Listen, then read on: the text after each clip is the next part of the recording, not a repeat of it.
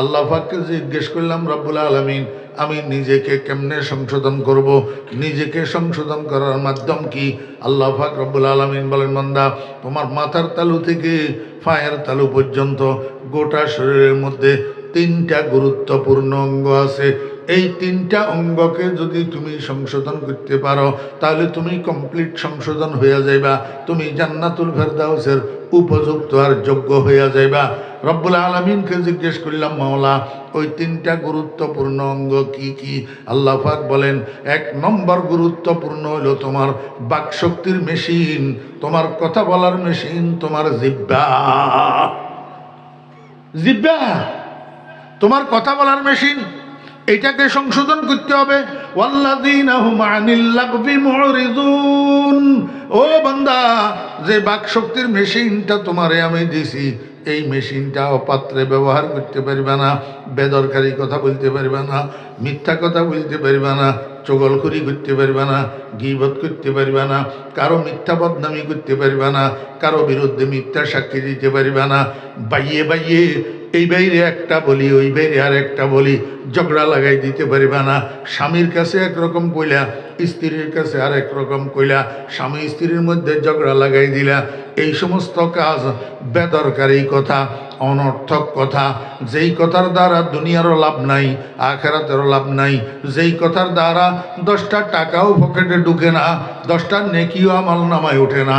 সকাল থেকে সন্ধ্যা পর্যন্ত চা দোকানে বসে বসি, রাস্তায় রাস্তায় ঘুরি ঘুরি, বাজারে বাজারে হাঁটি হাঁটি, খালেদা খালেদা খালেদা খালেদা, হাসিনা হাসিনা হাসিনা হাসিনা, এরশাদ এরশাদ এরশাদ এরশাদ, এই যে নামগুলা জপতেছ, এর দ্বারা 50টা টাকা নেই তোমার পকেটে ঢুকে না, 50টা নেকি তোমার আমল নামায় উঠে। ওয়াল্লাযীনা হুম আনিল লাগবি মুরিদুন। আল্লাহ পাক বলেন, বান্দা যত লাগব কালামি আছে, অনর্থক কথাবার্তা আছে, গুনার কথাবার্তা আছে, মিথ্যা কথাবার্তা আছে, এগুলার থেকে তোমাকে বিরত থাকতে হবে। খবরদার, এগুলার থেকে তোমাকে বিরত থাকতে হবে। এই মুখের থেকে একটা শব্দ বাইর করার আগে তোমাকে 10 বার চিন্তা করতে হবে, আমি মুখের থেকে কি বাহির করতেছি। কেননা তোমার মুখ থেকে যা বাহির হইতেছে তাই রেকর্ড হইতেছে। মা ইয়ালফিযু মিন কাওলিন ইল্লা লাদাইহি রাকিবুন আতীদ। যা বাহির করতেছ মুখ থেকে সম্পূর্ণ রেকর্ড করা হইতেছে। কিয়ামতের ময়দানে এই রেকর্ড তোমার সামনে বাজাইয়া দেওয়া হবে।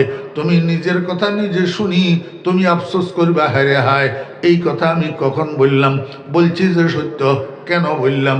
তখন তুমি হায় আফসোস করিবা, কিন্তু তখন আফসোস আর কোনো কাজে আসবে না। আল্লাহ পাক রব্বুল আলামিন বলেন, জিহ্বাটাকে সংশোধন করো। আল্লাহর হাবিব জনাব রাসূলুল্লাহ সাল্লাল্লাহু আলাইহি ওয়াসাল্লাম বলেন, আমার উম্মতেরা যদি কথা বলতেই হয় তাহলে ভালো কথা বলো, আর ভালো কথা যদি না বলো তাহলে চুপ থাকো। মন্দ কথা বলার থেকে চুপ থাকা ভালো। সাহাবীরা কয়, ইয়া রাসূলুল্লাহ, ভালো কথা কোন কথা? রাসূল আকরাম সাল্লাল্লাহু আলাইহি ওয়াসাল্লাম বলেন, এই পৃথিবীর মধ্যে সর্বশ্রেষ্ঠ কথা লা ইলাহা ইল্লাল্লাহ। এর চেয়ে উত্তম, এর চেয়ে ভালো, এর চেয়ে শ্রেষ্ঠ আর কোনো কথা নেই। কি কর আসেনি আমার ভাইয়ের হাতে সাহাবাব, লা ইলাহা ইল্লাল্লাহ, লা ইলাহা ইল্লাল্লাহ, আওয়াজের একটু টানি, মাদ্দা বিহা সাউতাহু, লা ইলাহা ইল্লাল্লাহ। একবার যদি বলেন, একবার আওয়াজের একটু টানি, লা ইলাহা ইল্লাল্লাহ, একবার যদি বলেন একসাথে 4000 গুনাহ মাফ হইয়া যাবে। কয় হাজার? 4000 গুনাহ। রাইফেলের গুলি মিস হইতে পারে, আমার নবীজির জবান মিস হইতে পারে না। আমার ভাইয়েরা, দোস্ত আহবাব, এত বড় সত্যবাদী পৃথিবীতে আর আসেও নাই, আসবেও না। মহাসত্যবাদী ও দোস্ত আহবাবেরা, আল ফাজলু বিমা শাহিদাত বিহিল আদা।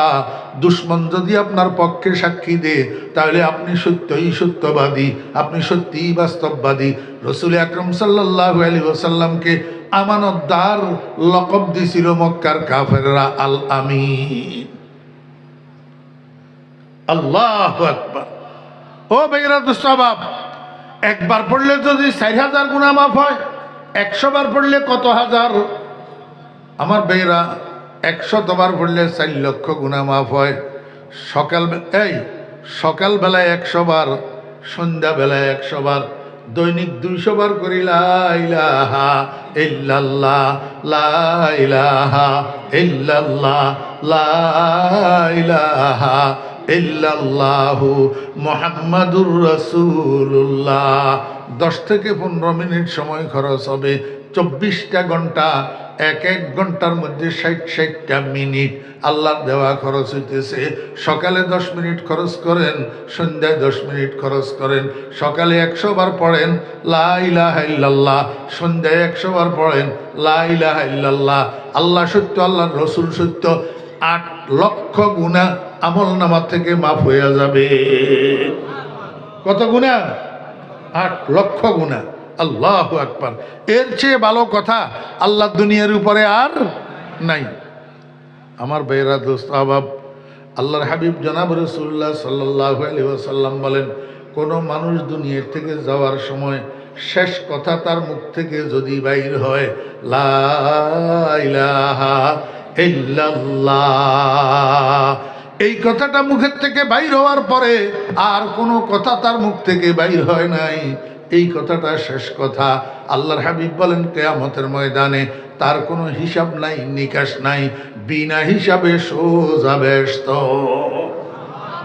কিন্তু একটা সমস্যা হইল, আল্লাহু আকবার, আজরাইল যখন আমার রূহ নেওয়ার জন্য আসবে, আজরাইল অরিজিনাল চিত্র, অরিজিনাল চেহারা লইয়া আসবে। এখন আজরাইলের দিকে তাকাইয়া আমি তো চোখ উল্টাইয়া বেহুশ হইয়া যাবো। এই টাইমে ইচ্ছা করি তো লা ইলাহা ইল্লাল্লাহ পড়া কারো পক্ষে সম্ভব হবে না, যদি আল্লাহর মেহেরবানিতে মুখের থেকে লা ইলাহা ইল্লাল্লাহ বাহির না হয়। এই জন্য সারা জীবন আল্লাহর দরবারে কান্নাকাটি করা দরকার। যেমনটা আমাদের আকাবেরিন বুজুর্গানে দিন ফটিয়ার মুফতি সাহেব হুজুর রহমতুল্লাহ আলাইহি সারাটা জীবন আল্লাহর দরবারে কান্নাকাটি করছেন। अल्लाहु अकबर। जिस घड़ी निकले बदन से मेरी जान, जिस घड़ी निकले बदन से मेरी जान, कलमाए तौहीद हो बिरदे जुबान। मेघलेर मुफ्ती साहेब हुजूर मुफ्ती आजम साहब रहमतुल्लाह अलैहि আল্লাহর দরবারে কান্নাকাটি করেছেন। মৌতে বার ঈমান ও হাম সুন্নত কুনস, শাদ ও ফরহা দাখিলে জান্নাত কুনস। এখন তো আমরা ঘরে চোর ঢুকলে কান্দি, দোকানে আগুন লাগলে কান্দি, বাপ মারা গেলে কান্দি, মা মারা গেলে কান্দি, বউ মারা গেলে কান্দি, ছেলে মেয়ে মারা গেলে কান্দি, অসুস্থ হইলে কান্দি, দোস্ত বাবারা কোনো দিকে লস হইয়া গেলে টাকা পয়সা তখন কান্দি। কিন্তু সারাটা জীবন গেল, মরার সময় কালিমাটা পড়ি মরার জন্য এক ফোঁটা চোখের পানি হয়ে পর্যন্ত ফেলি না। এক ফোঁটা যদি বুঝতাম আমাদের কাছে যদি বুঝ থাকতো, তাহলে দিবানিশি আল্লাহর দরবারে কানতাম। জিস গড়ি নিকলে বদন সে মেরি জান, কলমায়ে তাওহীদ হো বিরদে জুবান। এ আল্লাহ, যেই মুহূর্তে আমার শরীরের থেকে রুহটা বাইর হবে, আমি তো বেহুশ হইয়া যাব, আজরাইলের চেহারা দেখি চোখ উল্টিয়া যাবে। মাওলাই করিম, তুমি দয়া করি মেহরবানি করি ওই সময়ের মধ্যে আমার মুখ থেকে একটু বাহির করে দিও লা ইলাহা ইল্লাল্লাহু মুহাম্মাদুর রাসূলুল্লাহ। আমি দুনিয়ার থেকে যাওয়ার সময় আমার মুখের শেষ কথাটা যেন লা ইলাহা ইল্লাল্লাহ হয়, আমি যেন বিনা হিসাবে জান্নাতে চলে যেতে পারি। আল্লাহু আকবার। কি বুঝাইতেছিলাম দোস্ত?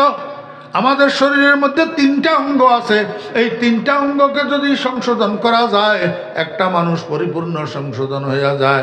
তার মধ্যে একটা অঙ্গ হইল জিহ্বা। এটারে সংশোধন করতে হবে কিভাবে? বেদরকারি কথা ছাড়তে হবে, মিথ্যা কথা ছাড়তে হবে, গীবত শেখায় ছাড়তে হবে, চগলখুরি ছাড়তে হবে, মিথ্যা বদনামি, মিথ্যা সাক্ষী দেওয়া ছাড়তে হবে। আমার ভাইয়েরা, মানুষের প্রকাশ্যে এবং গোপনে মনে কষ্ট দিয়া কথা বলা যাবে না। ওয়াইলুল লিকুল্লি হুমাজাতিল লুমাজা। প্রকাশ্য মানুষের মনে কষ্ট যায় এমন কথা বলা যাবে না, গোপনেও এমন কথা বলা যাবে না। যেই কথাটা শুনলে উনি মনে কষ্ট পাবে এমন কথা বলা যাবে না, এমন কথা বলা যাবে না। আমার ভাইয়েরা, আরেকটা অঙ্গ কি জানেননি? আর একটা অঙ্গ হইল কলব। উর্দুতে, উর্দু ফার্সিতে বলে দিল, ইংরেজিতে বলে হার্ট, বাংলায় বলে অন্তর বা হৃদয়, আরবিতে বলে কলব। এটা মানব দেহের রাজধানী, হেডকোয়ার্টার অফ হিউম্যান বডি। এটা যদি ঠিক থাকে গোটা শরীর ঠিক, এইটা ব্যাঠিক হইলে গোটা শরীর ব্যাঠিক।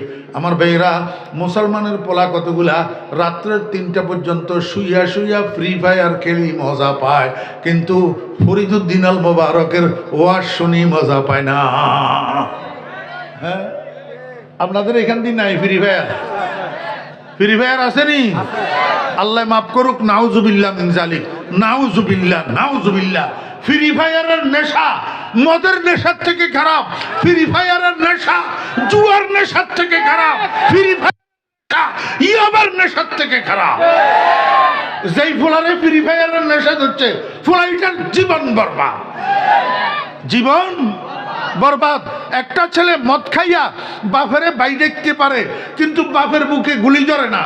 একটা ফ্রি ফায়ারের নেশাগ্রস্ত পোলারে বাপে যদি ফ্রি ফায়ারের থেকে বাধা দেয়, তো বাপের বুকে পিস্তল টেকায়। এত মারাত্মক জিনিস এটা। আমার ভাইরা, দোস্ত বাব, মাদ্রাসা বলেন আর স্কুল কলেজ বলেন, যেই ছাত্ররে ফ্রি ফায়ারের নেশায় পাইছে, ছাত্র এটার লেখাপড়া বরবাদ। যেই ব্যবসায়ীরে ফ্রি ফায়ারের নেশায় পাইছে, তার ব্যবসা বরবাদ। যেই চাকরিজীবীরে ফ্রি ফায়ারের নেশায় পাইছে, তার চাকরি বরবাদ। আমার বেয়েরা, দোস্ত আবাব, একটা মানুষের জীবন বরবাদ করে দেওয়ার জন্য এক ফ্রি ফায়ার যথেষ্ট। এই জন্য মুসলমানের সন্তানেরা, আমি তোমাদের পায়ে ধরতেছি, তোমরা আমাদের সন্তান, খবরদার কোনো না কোনোভাবে এই নেশা পরিহার করি স্বাভাবিক অভ্যাসে ফিরে আসো, ফ্রি ফায়ার থেকে ফিরে আসো। মহান আল্লাহ রাব্বুল আলামিনের অপরিসীম দয়ার এহসান, আল্লাহ রাব্বুল আলামিন আমাদেরকে আজ 10ই জানুয়ারি 2026 ইংরেজি তারিখে চট্টগ্রামের আনোয়ারা থানার অন্তর্গত বোয়ালিয়া ইসলামী যুব সমাজের উদ্যোগে আয়োজিত আজকের এই মহতী 17তম ইসলামী সম্মেলনে আমাদেরকে অংশগ্রহণ করার তৌফিক দিয়েছেন। এই জন্য আমরা সবাই মহান রব্বুল আলামিনের শুকর আদায় করি, আলহামদুলিল্লাহ। কথা শুরু করার আগে আমি আপনাদেরকে একটা অনুরোধ করি, এই যে জায়গাটা সামনে খালি, এই জায়গাটা একটু পূরণ করে বসেন।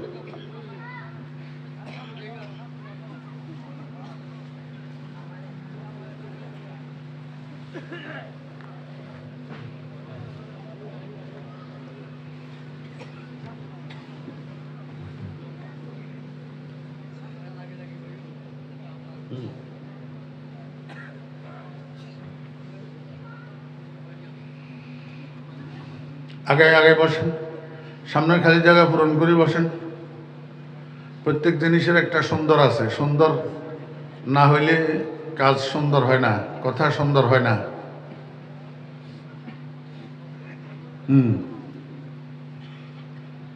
আমার সামনের জায়গাটাই যদি খালি থাকে, তাহলে আমি কার দিকে তাকাই কথা বলবো?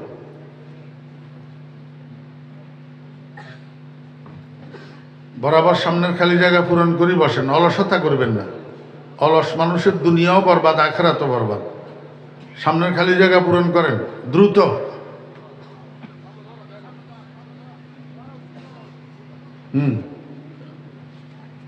মাশাআল্লাহ, হরকতে বরকত। বসেন। আরেকটা কথা, মাহফিলের শেষে বিরিয়ানির পোটলা আসেনি? হ্যাঁ, আছে না নাই?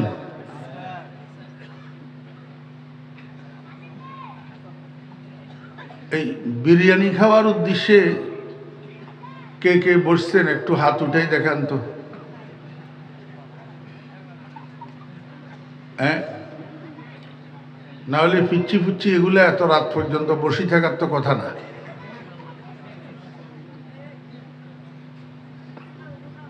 খবরদার, ইন্নামাল আমালু বিন্নিয়াত, নিয়তের মধ্যে যদি ত্রুটি থাকে তো এই আমল 2 পয়সার কাজেও আসবে না। এই জন্য নিয়ত সহি করে বসতে হবে। বিরিয়ানির পোটলা একটা মানে কি? অল্প কিছু চাউল, অল্প কিছু চাউল। আমাদের সকলের ঘরে ভাত আছে না নেই? আমরা প্রতিদিন ভাত খাইতো, তাহলে এই অল্প সেকটা চাউলের জন্য, ভাতের জন্য পাগল হব কেন? আল্লাহ মাফ করেন, নাউযুবিল্লাহি মিন যালিক। আমরা এই উদ্দেশ্যে আসিনি, আমরা আসছি বয়ান শোনার উদ্দেশ্যে। ঠিক আছে ইনশাআল্লাহ। বয়ান শোনার উদ্দেশ্যে কে কে বসছেন? মাশাআল্লাহ, হাত নামান।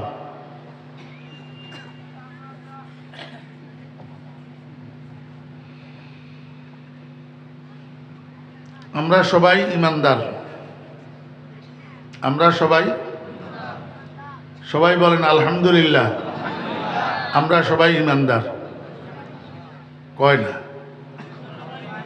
আলহামদুলিল্লাহ, আমরা সবাই ইমানদার। আল্লাহ পাক গোটা পৃথিবীর মধ্যে 2 প্রকারের মানুষ বানাইছেন। এক প্রকারের নাম ইমানদার, আর এক প্রকারের নাম বেঈমান। ঠিক আছে নি? আর কথা ওনারা বুঝতে লাগবেন না, চট্টগ্রামের ভাষায় হইন না। ইন বাইরের তো মানুষের গায়ে ইন্ধন দিয়ে ওনারার ভাষা কথা কইলে গম লাগতো না। ইতাল্লাই একেবারে সহজ শুদ্ধ ভাষায় হই, একখানা মনোযোগ তাইলে ইনশাল্লাহ বুঝিবেন, মনোযোগ লাইব। আল্লাহ পাক কয় প্রকারের মানুষ বানাইছেন? এক প্রকারের নাম ইমানদার, আরেক প্রকারের নাম বেঈমান। তো মানুষ যখন 2 প্রকার, আল্লাহ পাক এই মানুষের জন্য শেষ ঠিকানা বানিয়ে রেখেছেন 2টা। শেষ ঠিকানা 2টা, একটার নাম জান্নাত, আরেকটার নাম বুঝে থাকলে বলুন। জান্নাত ইমানদারের ঠিকানা, বেঈমানের ঠিকানা? আর জাহান্নাম ইমানদারের ঠিকানা না বেঈমানের ঠিকানা? তাহলে আমরা যেহেতু আলহামদুলিল্লাহ বললাম আমরা সবাই ইমানদার, তাহলে আমরা জান্নাতে যাইতে চাইবো না জাহান্নামে? নাউযুবিল্লাহি মিন যালিক। আমরা কেউ জাহান্নামে যাওয়ার প্রত্যাশা করি না, আমরা আশা করি কোথায় যাওয়ার? জান্নাতে যাওয়ার। জান্নাত আমাদের বাবার বাড়ি, জান্নাত আমাদের বাবার বাড়ি। আমাদের বাবার নাম হযরতে আদম আলাইহিস সালাম, হযরত আদম আলাইহিস সালাম। আমাদের বাবা জান্নাতে ছিলেন, জান্নাত থেকে দুনিয়াতে আসছেন, আবার সপরিবারে জান্নাতে যাবেন। কেমনে? সপরিবারে আবার কোথায় যাবেন? জান্নাতে যাবেন। তো এখন আদম আলাইহিস ইসলামের পরিবারের মধ্যে আদম আলাইহিস ইসলামের সন্তানেরা 2 ভাগে বিভক্ত। এক ভাগ সন্তান হইল সুসন্তান, আর এক ভাগ সন্তান হইল কুসন্তান। সুসন্তান হইল ইমানদার, আর কুসন্তান হইল বেঈমান। তা আপনারা জানেন বাপের উত্তরাধিকারী হয়, বাপের ওয়ারিশ হয় বাপের সুসন্তান, কুসন্তান বাপের ওয়ারিশ হয় না।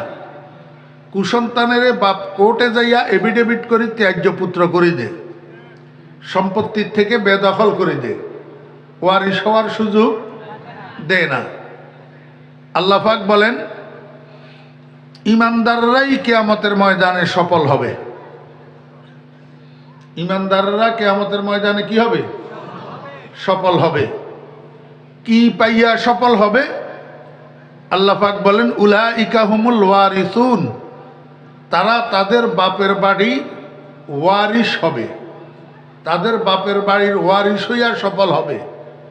বাপের বাড়ির নাম কি?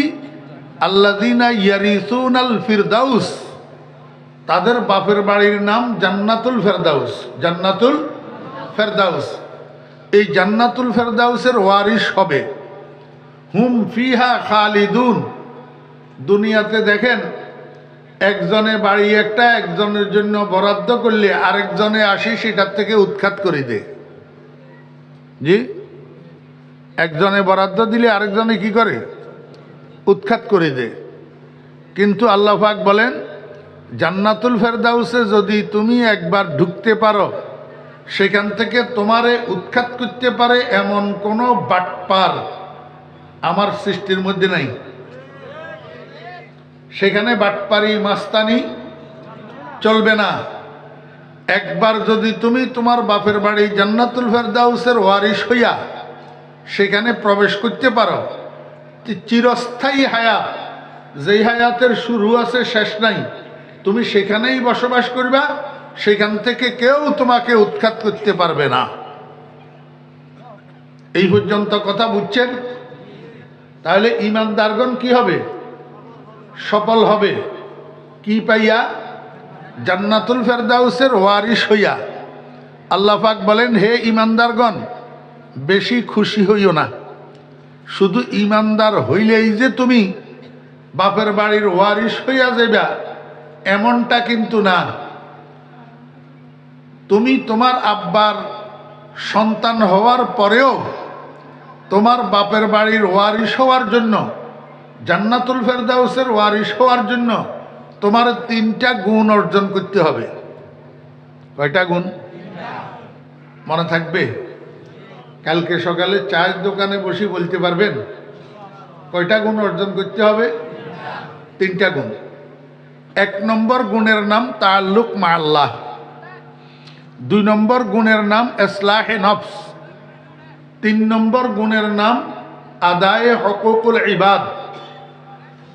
এগুলা তাফসীরের পরিভাষা, আমি বাংলায় আপনাদেরকে বুঝিয়ে দিতেছি। 1 নম্বর গুণের নাম তাআল্লুক মা আল্লাহ। আমার মুখে মুখে বলেন, 1 নম্বর গুণের নাম তাআল্লুক মা আল্লাহ। বলেন বলেন। এই ইসলামী পরিভাষাগুলা মুসলিম যুবক তরুণদের মুখস্থ থাকা উচিত। মুখস্থ থাকা উচিত। তাহলে মুসলিম যুবক তরুণেরা আর গোশত বাদ দিয়া মাংস বলবে না, কদু বাদ দিয়া লাউ বলবে না, লাউ বলবে না।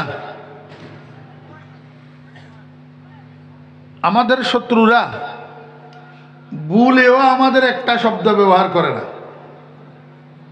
এরা ভুলেও আমাদের পানিকে পানি বলে না, জল ছাড়া। এরা ভুলেও আমাদের কদুকে কদু বলে না, লাউ ছাড়া। এরা ভুলেও আমাদের গোশতকে গোশত বলে না, মাংস ছাড়া। কিন্তু মুসলমানের সন্তানেরা এই ইতিহাস জানে না যে হিন্দুরা মাংসকে মাংস কেন বলে। মাংস শব্দটা একটা সংযুক্ত শব্দ। মা অংশ, এই 2টা শব্দ সংযুক্ত হইয়া হয়েছে মাংস। মা অংশ, এই 2টা শব্দ সংযুক্ত হইয়া হয়েছে কি? মাংস। কিসের মা কিসের অংশ? গোমাতার অংশ। গোমাতার অংশ। আমরা গরুর গোশতকে গোশত বলি, আর তারা বলে মাংস। কেন মাংস বলে? তারা গরুরে মা জানে। মা গরুরে কি জানে? মা জানে। এই জন্য তারা গরুর পূজা করে, গরুর পেশাব খায়, গরুর গোবর পূজা করে, কিন্তু গরুর গোশত খায় না। গরুর গোশত খায় না। যেহেতু সেটা মায়ের অংশ, সেহেতু তারা গরুর গোশত খায় না। এই জন্য তারা মাংস বলে। তো তুমি মুসলমানের বাচ্চা, তুমি কি গরুরে মা জাননি? তো তুমি মাংস খাও কা? কথা বুঝছেন না বুঝেন না? এই জন্য মুসলমান যুবক তরুণেরা এই ইসলামের পারিভাষিক শব্দগুলা মুখস্থ থাকা চাই, জানা থাকা চাই। তাআল্লুক মা আল্লাহ। বলেন, সবাই বলেন তাআল্লুক মা আল্লাহ। এই তাআল্লুক মা আল্লাহ কথা, এটার অর্থ কি? এটার অর্থ হইল আল্লাহ পাকের সাথে সুসম্পর্ক তৈরি করা এবং এই সুসম্পর্ক মৃত্যু পর্যন্ত ধরে রাখা, আল্লাহ পাকের সাথে সুসম্পর্ক থাকা অবস্থায় মৃত্যুবরণ করা। কথা বুঝছেন না বুঝেন নাই? মনে থাকবে? তাআল্লুক মা আল্লাহ অর্থ কি? আল্লাহ পাকের সাথে সুসম্পর্ক তৈরি করা, এই সুসম্পর্ক মৃত্যু পর্যন্ত ধরে রাখা, আল্লাহ পাকের সাথে সুসম্পর্ক থাকা অবস্থায় মৃত্যুবরণ করা। মনে রাখতে হবে, যেই মানুষের মৃত্যু আল্লাহর সাথে সুসম্পর্ক থাকে না অবস্থায় হয়, তার মরণ শিয়াল কুকুরের মরণের চেয়েও খারাপ। মৃত্যু হতে হবে কি অবস্থায়? আল্লাহর সাথে সুসম্পর্ক থাকা অবস্থায়। আপনারা প্রশ্ন করতে পারেন, হুজুর আমি তো আমার বাপের সন্তান, আমার বাপের বাড়ির ওয়ারিশ আমি হব, আরেকজন তৃতীয় থার্ড পার্সনের সাথে আমার সুসম্পর্ক করতে হবে কেন? আমি আদমের সন্তান, জান্নাত আদমের বাড়ি, আমি আদমের আওলাদ, আমি জান্নাতের ওয়ারিশ হব, আল্লাহর সাথে সুসম্পর্ক করতে হবে কেন? আমার ভাইয়েরা, দোস্ত আহবাব, আপনাদের এখানে পার্শ্ববর্তী বাজারের নাম কি? কালীগঞ্জ বাজার, কালীবাড়ি বাজার। হ্যাঁ, আপনার আব্বা কালীবাড়ি বাজারে একটা দোকান করে 30 বছর। হঠাৎ একদিন হার্ট স্ট্রোক করি আপনার আব্বা মারা গেছে। তো 3 দিন বাপের শোক পালন করার পর চতুর্থ দিন আপনি ঘরের থেকে চাবির ছড়াটা লইয়া গেছেন দোকান খোলার জন্য। কথা বুঝছেন না বুঝেন নাই? বাপের 30 বছর কালীবাড়ি বাজারে দোকান করছে, বাপ মারা যাওয়ার পরে দোকান এটা বন্ধ না? দোকান এটা কি বন্ধ? এখন এই বন্ধ দোকান খুলবে কে? বন্ধ দোকানের হাল ধরবে কে? যে বাপের ওয়ারিশ। আমার মনে হয় আপনারা বুঝতেছেন না। জি, বাপের বন্ধ দোকান খুলবে কে? বাপের সন্তান। বাপের সন্তান। কেন সন্তান বাপের ওয়ারিশ? সন্তান বাপের ওয়ারিশ। ওয়ারিশ শুধু সম্পদের ভাগীদার হওয়ার নাম নয়, বরং মৃত ব্যক্তির রেখে যাওয়া অসমাপ্ত কাজের হাল ধরা ওয়ারিশের কাজ। কথা বুঝেন নাই? বাপ মারা গেছে, এখন বাপের যে সংসার পরিবার, এইটা পরিচালনার হাল ধরবে কে? উপযুক্ত ছেলে। উপযুক্ত ছেলে, তার নাম ওয়ারিশ। তার নাম ওয়ারিশ। আমাকে একটু বুঝে থাকলে বলুন, আমাদের নবীজি কতদিনের জন্য নবী হইয়া দুনিয়াতে আসছেন? সঠিক উত্তর সবাই দিতে পারে না, সবাই মুসলমান। হ্যাঁ, আমাদের নবীজি কতদিনের জন্য নবী হইয়া দুনিয়াতে আসছেন? যদি তোমরা মুসলমানের সন্তানেরা এটা না জানো, তো কাদিয়ানীরা তো দাবি করবেই আমরা মুসলমান। তোরা মুসলমানের সন্তানেরা এটা জানবি না কেন? তো তাহলে আর কাদিয়ানীদের দোষ কি? যদি তোরা এই কথাটা বুঝতি, তাহলে কাদিয়ানী তোদের কাছে কাফের সাব্যস্ত হতো। তোরা তো বুঝস না আসল জিনিস, এই জন্য খালি মোল্লা মৌলবীরা নাচতেছে আর লাফাইতেছে, তোরা লাফাইতে পারস না। আমাদের নবীজিকে আল্লাহ পাক দুনিয়াতে কতদিনের জন্য নবী বানাইয়া পাঠাইছেন? এখনো সবাই কয় না, গালের ভিতরে তালা লাগাই রেখেছে। সবাই বলতে হবে কতদিনের জন্য? কিয়ামত পর্যন্তর জন্য। আমাদের নবীজি দুনিয়াতে ছিলেন কত বছর? 63 বছর। এই 63 বছরের মধ্যে নবুয়ত প্রাপ্তির আগে 40 বছর, নবুয়ত প্রাপ্তির পরে 23 বছর। নবীজি নবুয়ত প্রাপ্তির পরে কত বছর জীবিত ছিলেন? 23 বছর। 23 বছর নবুয়তের কাজ করার পরে নবীজি দুনিয়াতে আসেন না গেছেন? কথা কয় না।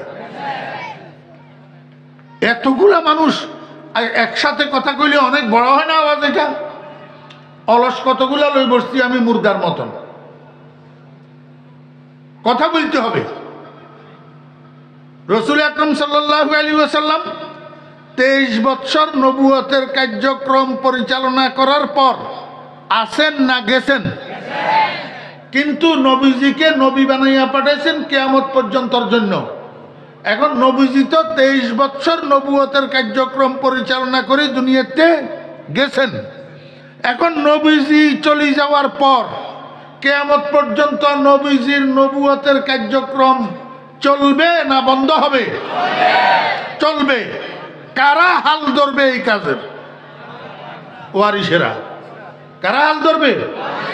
বাপ মরে যাওয়ার পর বাপের রেখে যাওয়া ব্যবসার হাল ধরে বাপের ওয়ারিসে।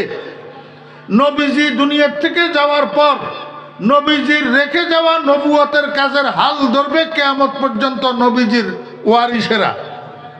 নবীজির ওয়ারিস কারা? ওলামায়ে কেরাম। নবীজির ওয়ারিস কারা? ওলামায়ে কেরাম। যেহেতু নবীজি বলে গেছেন আনা খাতামুন নবিয়্যিন লা নবিয়্যা বাদি, আমি শেষ নবী, আমার পরে আর দুনিয়াতে কোনো নবী আসবে না। এখন নবীজি দুনিয়া থেকে চলে যাওয়ার পর নবীজির এই কথাটা প্রচার করবে কারা? আলেমেরা। নবীজির এই কথাটা প্রচার করবে কারা? আলেমেরা। যদি কেউ দাবি করে আমি অথবা আমার সমর্থক অমুক নবী, তার গলা টিপি দিবে নবীজির ওয়ারিসেরা, আলেমেরা। কথা বুঝেন নাই?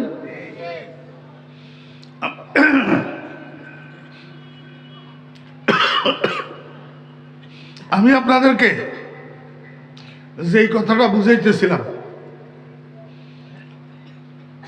3 দিন বাপের শোক পালন করার পর ঘরে দোকানের শাটারে যেই তালা লাগানো আছে, তালা এগুলার চাবি আছে না, ঘরের থেকে চাবি লইয়া ছেলে এইটা গেছে দোকান খোলার জন্য। যাইয়া দেখে দোকানের শাটারের মধ্যে এইদিকে একটা এইদিকে একটা 2টা নতুন তালা লাগানো। যেই তালাগুলার চাবি ঘরে রাখা চাবির চড়ার মধ্যে নাই। এখন ছেলে দোকান খুলতে পারে না। পার্শ্ববর্তী দোকানদাররা জিজ্ঞেস করলো, আঙ্কেল আমাদের দোকানের শাটারের মধ্যে এই নতুন তালা এগুলা কে লাগাইছে? তো পার্শ্ববর্তী দোকানদারে কয়, ভাতিজা এই যে বাজারের পাশের বাড়ির হাজী আব্দুল করিম সাহেব তোমাদের এই চা ডাইনার দিকে না বাবার দিকে কথা কয় না, তোর বাম পাশে দেওস্কা।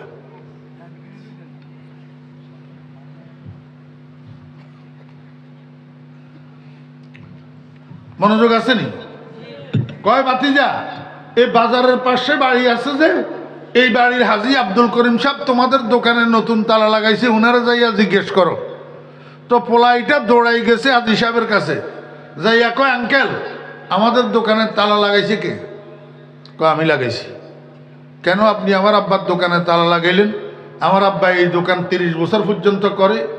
হাজী সাহেব কয়, ভাতিজা তোমার আব্বা 30 বছর দোকান করে এই কথা ঠিক, তবে তোমার আব্বা এই দোকানের মূল মালিক না। তোমার আব্বা হইল ভাড়াটিয়া ভোগ দখলকারী মালিক, এটার মূল মালিক আমি। মূল মালিক আমি। তোমার আব্বা ভালো মানুষ ছিল, উনার কাজকর্ম কথাবার্তা চাল চলন আচার আচরণ আমার কাছে খুব ভালো লাগতো। এই জন্য আমি অল্প ভাড়ায় উনাকে 30 বছর পর্যন্ত দোকানটা দিয়ে রেখেছি। বাবারে সত্যি কথা বলতে কি, তুমি একটা ফালতু পোলা, সন্ত্রাসী। তুমি একটা ফালতু পোলা, তুমি সন্ত্রাসী। তোমার চালচলন আচার আচরণ আমার মোটেও পছন্দ না। এই জন্য আমি সিদ্ধান্ত নিয়েছি এখন থেকে আমি তোমার আব্বা যখন মারা গেছে তোমাকে আর আমার দোকান দেব না। তুমি আগামীকাল সকাল 10টায় 2 জন মানুষ নিয়ে দোকানের সামনে আসবা, আমি 2 জন মানুষ নিয়ে দোকানের সামনে যাব।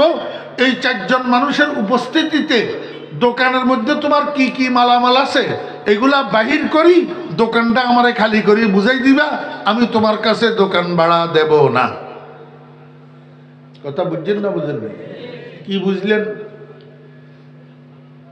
আপনার আব্বা 30 বছর পর্যন্ত দোকানটা করল, কিন্তু এরপরে আপনার সন্তান দোকানের ওয়ারিশ হইতে পারল না। কেন?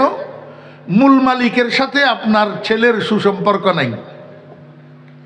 মূল মালিকের সাথে আপনার ছেলের সুসম্পর্ক নাই, এই জন্য মূল মালিকই আপনারে দোকানে ঢুকতে।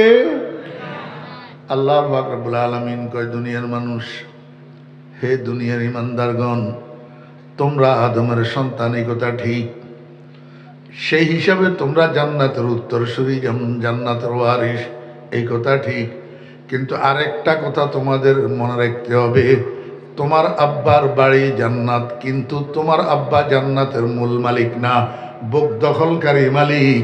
এই জান্নাতের মূল মালিক আমি আল্লাহ। মূল মালিক কে? আল্লাহ পাক রব্বুল আলামিন বলেন, বান্দা, আমার সাথে যতক্ষণ সুসম্পর্ক তৈরি করিবা না, ততক্ষণ পর্যন্ত তুমি আদমের সন্তান হইলেও, ইমানদার হইলেও জান্নাতের ওয়ারিশ হইতে পারিবা না। যদি জান্নাতের ওয়ারিশ হইতে চাও, আমি আল্লাহর সাথে সুসম্পর্ক তৈরি করো এবং সেই সুসম্পর্ক মৃত্যু পর্যন্ত ধরে রাখো, সেই সুসম্পর্কের উপরে মৃত্যুবরণ করো, তাহলেই তুমি জান্নাতের ওয়ারিশ হইতে পারিবা। বুঝছেন না? বুঝেন না?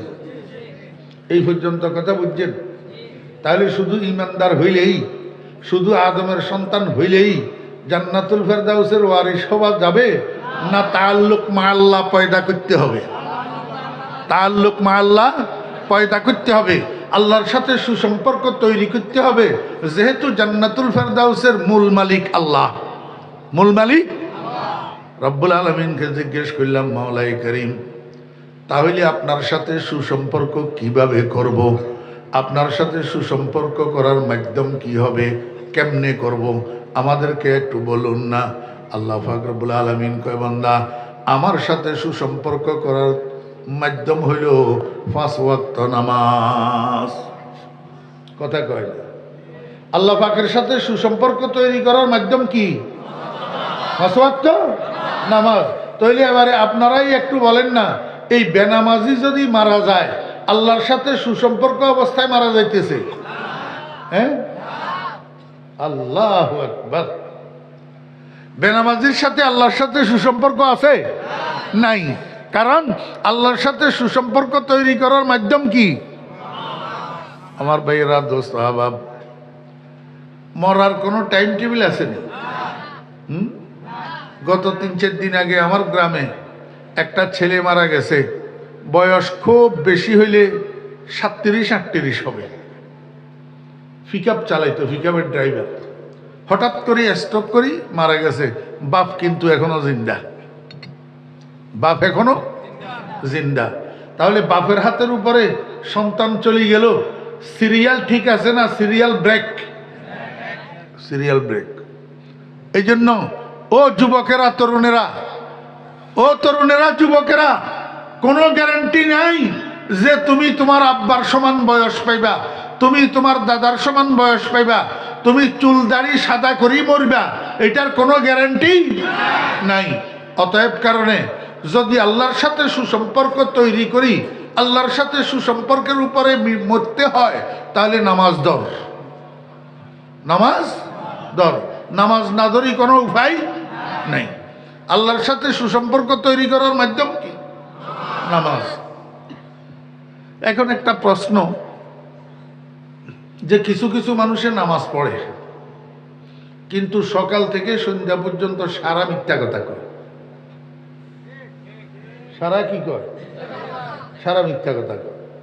বুঝিও কয়, না বুঝিও কয়, জানিও কয়, না জানিও কয়, দরকারেও কয়, বেদরকারেও কয়, যেখানে মিথ্যা বলার দরকার নাই সেখানেও কয়। আর এর চেয়ে বাঙ্গি কইলাম না। যেখানে মিথ্যা বলার দরকার নাই সেখানেও কয়। আপনারা আমার একটু বুঝে থাকলে বলুন তো, কোন নামাজি মানুষ মিথ্যা কথা বলতে পারে? তো হে আগের কাতারে নামাজ পড়ে, মসজিদের সভাপতি, মসজিদের সেক্রেটারি, মসজিদের কেশিয়ার, মসজিদ কমিটির সদস্য, কপালে দাগ পড়ে গেছে নামাজের, তার মুখ থেকে এই মিথ্যা কথা কেমনে বাইর হয়? বোঝা গেল নামাজ ঠিক নেই। নামাজ 5 ওয়াক্ত নামাজ পড়ে কিন্তু গ্রামে সুদের উপরে টাকা লাগায়। 5 ওয়াক্ত নামাজ পড়ে বদলা দিয়া আরেকজনের জমিনের আইল কাটি ওই বাইরের সাইডে দিই, এইগুলা দিয়ে বান্ধি দে নিজের জমিনটা বড় করার জন্য, আরেকজনের জমিনটা ছোট করার জন্য। কি লাভ হবে তোমার নামাজ দিয়া? আমার বেয়েরা দোস্ত আহবাব, তাহলে বুঝে গেল আমার নামাজে আমার উপকার করতেছে না, নামাজের দ্বারা আল্লাহর সাথে সুসম্পর্ক তৈরি হইতেছে না। এটার কারণ কি? আল্লাহ পাক রব্বুল আলামিন কয়, বান্দা তোমার নামাজের মধ্যে একটা জিনিসের অভাব আছে। একটা জিনিসের, যে জিনিসটার অভাব, সেই জিনিসটাকে আরবি ভাষায় বলে খুশু। কি বলে? খুশু। এই খুশু শব্দের অর্থ হলো ভয় মিশ্রিত ধ্যান। ভয় মিশ্রিত। আমার বেয়েরা দোস্ত আহবাব, একটা মার্ডার কেসের আসামি 7 বছর পর্যন্ত জেলখানায়, এদিকে 7 বছর মামলা চলতেছে। শেষ পর্যন্ত 7 বছর পরে একদিন জজে রায়ের তারিখ ঘোষণা করছে, আগামী মাসের 20 তারিখে এই মামলার রায় হবে। যেদিন রায়ের তারিখ সেই দিন সকাল 10টার সময় এই আসামি এটাকে, আল্লাহু আকবার, এটার কি কয়, কাঠগড়ায় উঠাইছে। উকিলেরা দোনো পক্ষের আসছে, জজ সাহেব এজলাসে উঠি বসছে। এত বড় বান্ডিল একটা রায়ের কপি জজ সাহেব সামনে নিয়ে বসছে। কিছুক্ষণের মধ্যে জজ রায় পড়া শুরু করবে। এই সময়ের মধ্যে যেই লোকটা মার্ডার কেসের আসামি, যার রায়ের আজকে যার বিচারের রায় হবে, এই লোকটার কাঠগড়ায় তার কি অবস্থা হয়? 1 নম্বর, তার দিলের ভিতরে একটা ভয় খুব খুব খুব খুব করে। জি, সম্পূর্ণ মনোযোগ, সম্পূর্ণ ধ্যান জজের চেহারার দিকে থাকে। জজের চেহারার থেকে এক পলকের জন্য চক্ষু সরে না। না জানি জজের মুখ থেকে কি না কি বাইর হয়। 5 বছরের জেল, 10 বছরের জেল, যাবজ্জীবন কারাদণ্ড, নাকি ফাঁসির আদেশ বাইর হয়, কিচ্ছু জানে না। আমার বেহরা দোস্ত আহবাব, একটা ভয় অন্তরের মধ্যে নিয়ে সম্পূর্ণ মনোযোগ, সম্পূর্ণ ধ্যান জজের দিকে থাকে। এই যে একটা ভয় মিশ্রিত ধ্যান, আল্লাহ পাক রব্বুল আলামিন কয়, বান্দা যখন তুমি আল্লাহু আকবার তাকবীরে তাহরিমা বলিয়া নামাজ শুরু করলা, এইবার সালাম ফিরানো পর্যন্ত তোমার দিলের ভিতরে আমি আল্লাহর দিকে একটা ভয় মিশ্রিত ধ্যান থাকবে। এই ভয় মিশ্রিত ধ্যানটা লইয়া যদি তুমি নামাজ পড়ো, এই নামাজের দ্বারা তোমার সাথে আমার সাথে সুসম্পর্ক গড়ে উঠবে। আমরা তো নামাজের নিয়তবন্দি ডুবাই যাইগা। নামাজের নিয়তবন্দি কোথায় যাই? আফসোসের বিষয় কি জানেননি? আফসোসের বিষয়, মুসলমানের ফলা কতগুলা শিক্ষিত অশিক্ষিত নির্বিশেষে এত বড় বড় চাইতা কথা কয়, এক এক কথা 5 মণ ওজন, কিন্তু গোড়ার ডিম নামাজটা পড়তে জানে না, তাশাহুদটা শুদ্ধ করে মুখস্থ জানে না, দরুদ শরীফটা শুদ্ধ করে মুখস্থ জানে না, দোয়ায়ে কুনুতটা শুদ্ধ করে মুখস্থ জানে না, আলাম তারা থেকে নাস পর্যন্ত 10টা সূরা শুদ্ধ করে মুখস্থ জানে না, জানাজার নামাজের দোয়াটা শুদ্ধ করে মুখস্থ জানে না। মুসলমানের বাচ্চারা কথা বলে ফাঁকনা ফাঁকনা, কথা বলে। আপনার বিশ্বাস না হইলে এখন মাহফিলের ভিতরে পরীক্ষা নেন না, কয়জনে জানাজার নামাজের দোয়া শুদ্ধ করে মুখস্থ বলতে পারে?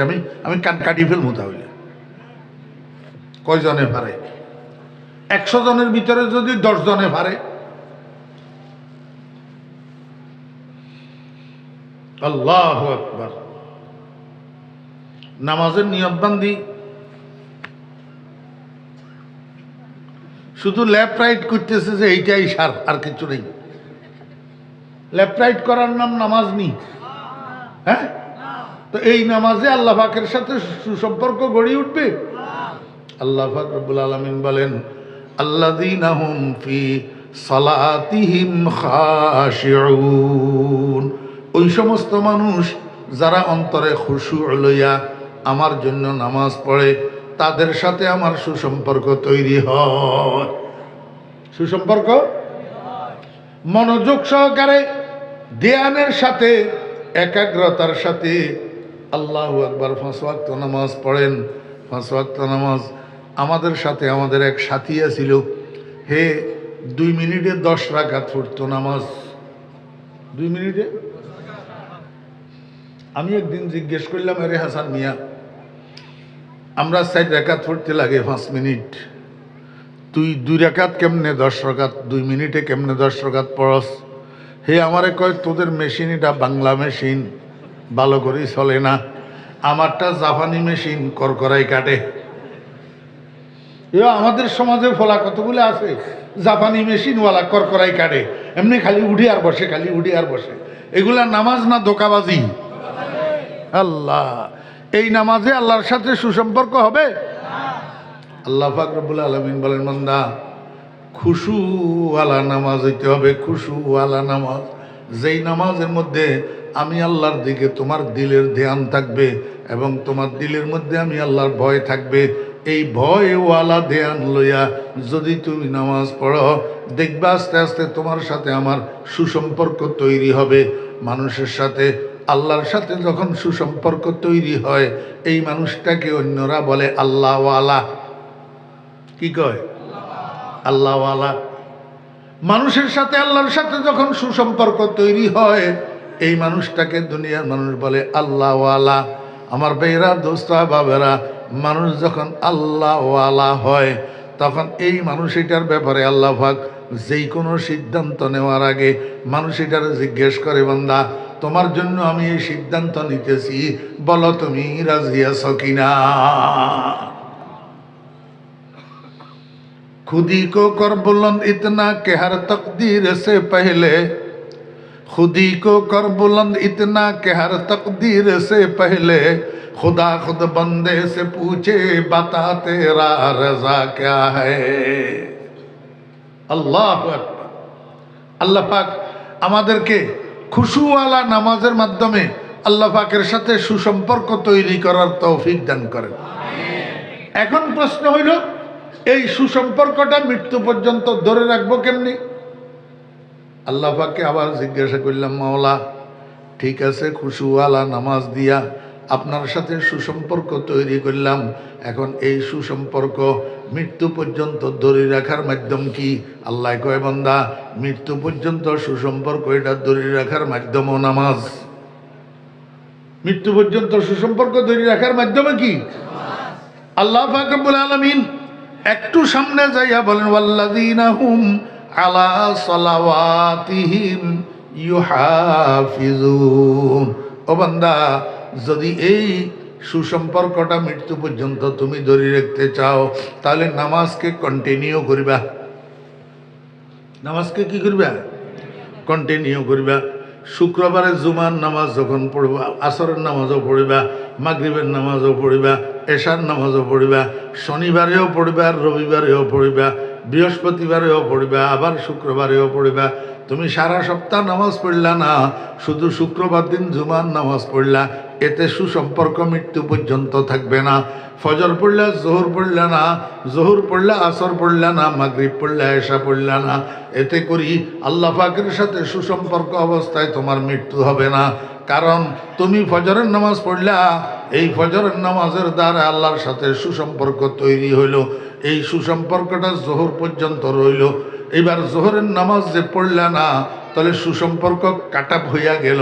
এখন জোহর থেকে আসর পর্যন্ত তোমার সাথে আল্লাহর সুসম্পর্ক নাই।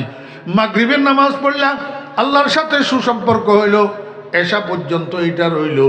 এশার নামাজ যে না পড়িয়া ঘুমাইয়া গেলা, এই ফজর পর্যন্ত আল্লাহর সাথে তোমার সুসম্পর্ক কাটাপ হইয়া গেল। রাত্রিকালীন তোমার সাথে আল্লাহর সাথে আর সুসম্পর্ক রইল না। এই টাইমের মধ্যে যদি মরণ আসে, তাহলে বান্দা আমার সাথে সুসম্পর্ক অবস্থায় তোমার মৃত্যুটা হইল না। যদি তুমি 5 ওয়াক্ত নামাজ কন্টিনিউ করো, আজকের ফজর থেকে আগামীকাল ফজর পর্যন্ত 5 ওয়াক্ত নামাজ যদি কন্টিনিউ করো, তাহলে 24 ঘন্টা আল্লাহর সাথে তোমার সুসম্পর্ক বজায় রইল।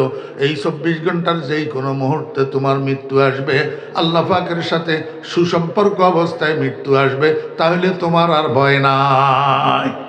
তোমার আর কি নাই? ভয় নাই। ওয়াল্লাযীনা হুম আলা সালাওয়াতিহিম ইউহাফিজুন। আমার ভাইরা, দোস্ত আহবাব, ইমানদারগণ জান্নাতুল ফেরদাউসের ওয়ারিস হওয়ার জন্য 3টা গুণ অর্জন করতে হবে। 1 নম্বর গুণ হলো তাআল্লুক মা আল্লাহ, আল্লাহর সাথে সুসম্পর্ক তৈরি করা এবং সেই সুসম্পর্ক মৃত্যু পর্যন্ত ধরে রাখা। আল্লাহর সাথে সুসম্পর্ক তৈরি করার মাধ্যম হইল খুশুওয়ালা নামাজ, ধ্যানওয়ালা নামাজ, আল্লাহর ভয়ওয়ালা নামাজ। হ্যাঁ, আর এই সুসম্পর্ক যদি তুমি মৃত্যু পর্যন্ত ধরে রাখতে চাও তাহলে তোমাকে নামাজকে কন্টিনিউ করতে হবে। 1 বেলা পড়িবা, আরেক বেলা পড়িবা না, 1 ওয়াক্ত পড়িবা, 3 ওয়াক্ত পড়িবা না, এইভাবে হইলে হবে না। 24 ঘন্টায় 24 ঘন্টা 5 ওয়াক্ত নামাজ তোমাকে পড়তে হবে। এতে করে 24 ঘন্টা আল্লাহ পাকের সাথে তোমার সুসম্পর্ক বজায় থাকবে। এই সময়ের মধ্যে তোমার মৃত্যু হইলে আল্লাহর সাথে সুসম্পর্ক অবস্থায় তোমার মৃত্যু হবে। এই হইল 1 নম্বর গুণ। এই হইল কি? 2 নম্বর গুণের নাম ইসলাহে নফস। 2 নম্বর গুণের নাম সবাই বলেন ইসলাহে নফস। ইসলাহে নফস। এখানে নফস শব্দের অর্থ হলো খোদ। নফস শব্দের অর্থ কি? খোদ, অর্থাৎ নিজেকে সংশোধন করা। নিজেকে কি করা? সংশোধন করা। আমার ভাইরা, দোস্ত আহবাব, আপনি যতই আরেকজনে আপনার জন্য সুপারিশ করুক, আপনি নিজে যদি যোগ্যতা না থাকে তাহলে আপনি চাকরি পাবেন না।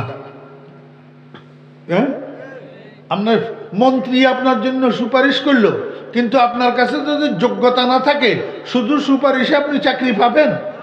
আর শুরু থেকে পাইলেও শেষ পর্যন্ত চাকরিটা থাকবে? থাকবে না। আল্লাহ পাক রব্বুল আলামিন কয়, বান্দা শুধু তুমি আদমের সন্তান হইলে হবে না, শুধু ইমানদার হইলে হবে না, জান্নাতুল ফেরদাউসের জন্য তুমি উপযুক্ত হইতে হবে। এই উপযুক্ত তোমাকে তুমি বানাইতে হবে নিজেকে সংশোধন করার মাধ্যমে। আল্লাহ পাককে জিজ্ঞেস করলাম, রব্বুল আলামিন আমি নিজেকে কেমনে সংশোধন করব? নিজেকে সংশোধন করার মাধ্যম কি? আল্লাহ পাক রব্বুল আলামিন বলেন, বান্দা তোমার মাথার তালু থেকে পায়ের তালু পর্যন্ত গোটা শরীরের মধ্যে 3টা গুরুত্বপূর্ণ অঙ্গ আছে। এই 3টা অঙ্গকে যদি তুমি সংশোধন করতে পারো তাহলে তুমি কমপ্লিট সংশোধন হইয়া যাইবা, তুমি জান্নাতুল ফেরদাউসের উপযুক্ত আর যোগ্য হইয়া যাইবা। রব্বুল আলামিনকে জিজ্ঞেস করলাম, মাওলা ওই 3টা গুরুত্বপূর্ণ অঙ্গ কি কি? আল্লাহ পাক বলেন, 1 নম্বর গুরুত্বপূর্ণ হলো তোমার বাকশক্তির মেশিন, তোমার কথা বলার মেশিন, তোমার জিহ্বা। জিহ্বা তোমার কথা বলার মেশিন, এটাকে সংশোধন করতে হবে। ওয়াল্লাযীনা হুম আনিল লাগবি মুরিদুন। ও বান্দা, যে বাকশক্তির মেশিনটা তোমারে আমি দিছি, এই মেশিনটা অপাত্রে ব্যবহার করতে পারবে না, বেদরকারি কথা বলতে পারবে না, মিথ্যা কথা বলতে পারবে না, চগলখড়ি করতে পারবে না, গীবত করতে পারবে না, কারো মিথ্যা বদনামি করতে পারবে না, কারো বিরুদ্ধে মিথ্যা সাক্ষী দিতে পারবে না। বাইয়ে বাইয়ে এই বাইরে একটা বলি, ওই বাইরে আর একটা বলি, ঝগড়া লাগাই দিতে পারবে না। স্বামীর কাছে একরকম কইলা, স্ত্রীর কাছে আর একরকম কইলা, স্বামী স্ত্রীর মধ্যে ঝগড়া লাগাই দিলা। এই সমস্ত কাজ বেদরকারি কথা, অনর্থক কথা, যেই কথার দ্বারা দুনিয়ারও লাভ নাই, আখিরাতেরও লাভ নাই, যেই কথার দ্বারা 10টা টাকাও পকেটে ঢুকে না, 10টা নেকিও আমল নামায় ওঠে না। সকাল থেকে সন্ধ্যা পর্যন্ত চা দোকানে বসে বসি, রাস্তায় রাস্তায় ঘুরি ঘুরি, বাজারে বাজারে হাঁটি হাঁটি, খালেদা খালেদা খালেদা খালেদা, হাসিনা হাসিনা হাসিনা হাসিনা, এরশাদ এরশাদ এরশাদ এরশাদ, এই যে নামগুলা জপতেছ, এর দ্বারা 50টা টাকা নেই তোমার পকেটে ঢুকে না, 50টা নেকি তোমার আমল নামায় উঠে। ওয়াল্লাযীনা হুম আনিল লাগবি মুরিদুন। আল্লাহ পাক বলেন, বান্দা যত লাগব কালামি আছে, অনর্থক কথাবার্তা আছে, গুনার কথাবার্তা আছে, মিথ্যা কথাবার্তা আছে, এগুলার থেকে তোমাকে বিরত থাকতে হবে। খবরদার, এগুলার থেকে তোমাকে বিরক্ত থাকতে হবে। এই মুখের থেকে একটা শব্দ বাইর করার আগে তোমাকে 10 বার চিন্তা করতে হবে, আমি মুখের থেকে কি বাহির করতেছি। কেননা তোমার মুখ থেকে যা বাহির হইতেছে তাই রেকর্ড হইতেছে। মা ইয়ালফিযু মিন কাউলিন ইল্লা লাদাইহি রাকিবুন আতীদ। যা বাইর করতেছ মুখ থেকে সম্পূর্ণ রেকর্ড করা হইতেছে। কিয়ামতের ময়দানে এই রেকর্ড তোমার সামনে বাজাইয়া দেওয়া হবে। তুমি নিজের কথা নিজে শুনি তুমি আফসোস করবা, হায় হায় এই কথা আমি কখন বললাম, বলছি যে সত্য, কেন বললাম? তখন তুমি হায় আফসোস করিবা, কিন্তু তখন আফসোস আর কোনো কাজে আসবে না। আল্লাহ পাক রব্বুল আলামিন বলেন জিহ্বাটাকে সংশোধন করো। আল্লাহর হাবিব জনাব রাসূলুল্লাহ সাল্লাল্লাহু আলাইহি ওয়াসাল্লাম বলেন, আমার উম্মতেরা যদি কথা বলতেই হয় তাহলে ভালো কথা বলো, আর ভালো কথা যদি না বলো তাহলে চুপ থাকো। মন্দ কথা বলার থেকে চুপ থাকা ভালো। সাহাবীরা কয়, ইয়া রাসূলুল্লাহ ভালো কথা কোন কথা? রাসূল আকরাম সাল্লাল্লাহু আলাইহি ওয়াসাল্লাম বলেন, এই পৃথিবীর মধ্যে সর্বশ্রেষ্ঠ কথা লা ইলাহা ইল্লাল্লাহ। এর চেয়ে উত্তম, এর চেয়ে ভালো, এর চেয়ে শ্রেষ্ঠ আর কোনো কথা নেই। ঠিক আসেনি আমার ভাইয়ের সাহাবাব? লা ইলাহা ইল্লাল্লাহ, লা ইলাহা ইল্লাল্লাহ। আওয়াজের একটু টানি, মাদ্দা বিহা সাউতাহু, লা ইলাহা ইল্লাল্লাহ। একবার যদি বলেন, একবার আওয়াজের একটু টানি, লা ইলাহা ইল্লাল্লাহ। একবার যদি বলেন একসাথে 4000 গুনাহ মাফ হইয়া যাবে। কয় হাজার? 4000 গুনাহ। রাইফেলের গুলি মিস হইতে পারে, আমার নবীজির জবান মিস হইতে পারে না। আমার ভাইয়েরা দোস্ত আহবাব, এত বড় সত্যবাদী পৃথিবীতে আর আসেও নাই, আসবেও না। মহাসত্যবাদী ও দোস্ত আহবাবেরা, আল ফাজলু বিমা শাহিদাত বিহিল আদা। দুশ্মন যদি আপনার পক্ষে সাক্ষী দে তাহলে আপনি সত্যই সত্যবাদী, আপনি সত্যিই বাস্তববাদী। রাসূল আকরাম সাল্লাল্লাহু আলাইহি ওয়াসাল্লামকে আমানতদার লকব দিছিল মক্কার কাফেররা, আল আমিন। আল্লাহু আকবার।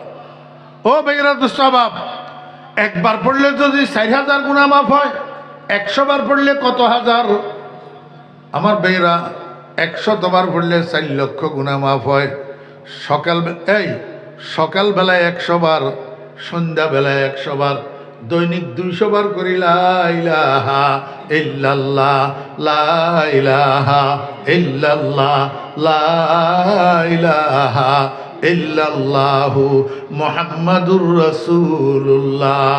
10 থেকে 15 মিনিট সময় খরচ হবে। 24টা ঘন্টা, এক ঘন্টার মধ্যে 60টা মিনিট আল্লাহর দেওয়া খরচ হইতেছে। সকালে 10 মিনিট খরচ করেন, সন্ধ্যায় 10 মিনিট খরচ করেন। সকালে 100 বার পড়েন লা ইলাহা ইল্লাল্লাহ, সন্ধ্যায় 100 বার পড়েন লা ইলাহা ইল্লাল্লাহ। আল্লাহ সত্য, আল্লাহর রসুল সত্য, 8 লক্ষ গুনাহ আমল নামা থেকে মাফ হয়ে যাবে। কত গুনাহ? 8 লক্ষ গুনাহ। আল্লাহু আকবার। এর চেয়ে ভালো কথা আল্লাহ দুনিয়ার উপরে আর নাই।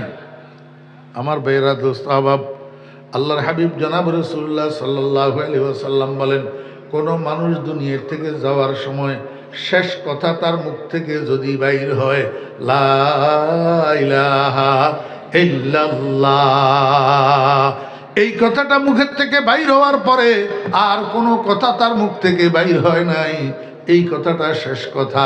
আল্লাহর হাবিব বলেন কিয়ামতের ময়দানে তার কোনো হিসাব নাই, নিকাশ নাই, বিনা হিসাবে সোজা বেহেশত। কিন্তু একটা সমস্যা হইল, আল্লাহু আকবার, আজরাইল যখন আমার রূহ নেওয়ার জন্য আসবে, আজরাইল অরিজিনাল চিত্র, অরিজিনাল চেহারা লইয়া আসবে। এখন আজরাইলের দিকে তাকাইয়া আমি তো চোখ উল্টাইয়া বেহুশ হইয়া যাবো। এই টাইমে ইচ্ছা করি তো লা ইলাহা ইল্লাল্লাহ পড়া কারো পক্ষে সম্ভব হবে না, যদি আল্লাহর মেহেরবানিতে মুখের থেকে লা ইলাহা ইল্লাল্লাহ বাহির না হয়।